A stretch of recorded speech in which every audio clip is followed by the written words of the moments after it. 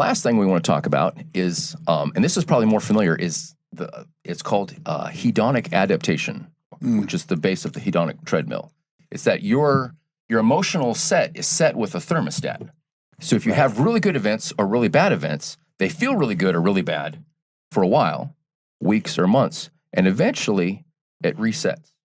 You can get a horrible diagnosis from your doctor, and you can be, generally speaking, depressed for a few months or even a year, but over time, short of clinical depression and things that Paul would discuss, but he's not here to discuss to it. So we call that in the scientific world homeostasis. Yes, like a homeostasis. It's like a thermostat set on the emotions. Right. You win the lottery, you're like, this is great.